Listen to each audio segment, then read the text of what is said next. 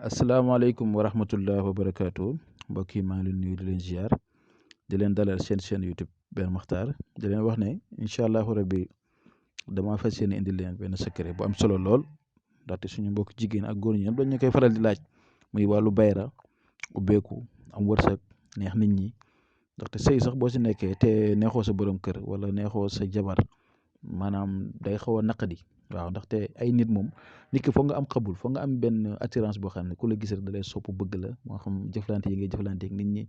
ut yu ngay ut dégg nga liggéey bi ngay nekk toujours rek doomu aadama yi moom da nga leen soxla loolu moo tax tey ma fas yéene indil leen secret bi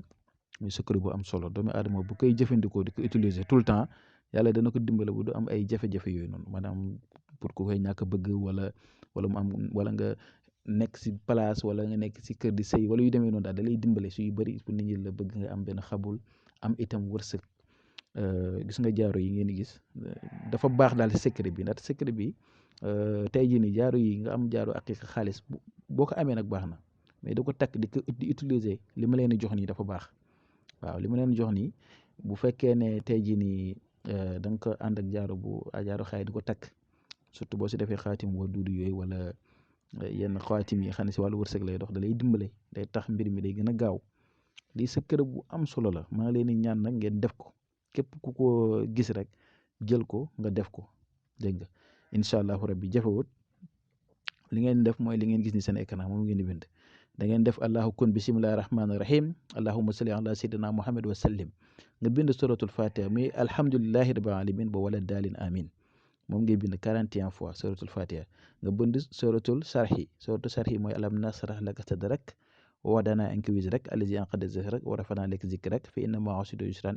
yusran fa iza faragta fansab wa ila rabbika farghab nga bind ko 41 fois mi suratul sarhi nga bind zuyina linnaasi hubbu shahawaati ba mu jeex bu ko defee nga bind ko moom itam 41 fois jeex na saafara bi loolu kese la nga tëjee ko ak allahumma salli ala sayyidina muhammad wa sallim li nga gis ni si suuf bokku si li si suuf ni bokku si dégg ngeen lii da lay leeral na la daal maanaam laay bi da nga koy bind dégg nga soo ko bindee nga sangoo ko diiru juróom-ñaari fan bésu altine na nga koy bind nga sangoo ko juróom-ñaari fan képp koo xam ne ne yomb la bind beeg wala yu demee noonu ñun dañuy dimbalante ak yéen comme li mu leen faral di wax toujours rek dañ fay nekk di jàppalante ak yéen jàppalante boo xam ne kenn du lor sa morom ndaxte wax naa leen ne leen d'après tout lépp luñ fi mën a joxe itam wërsëg bi moom yàllaa ko yor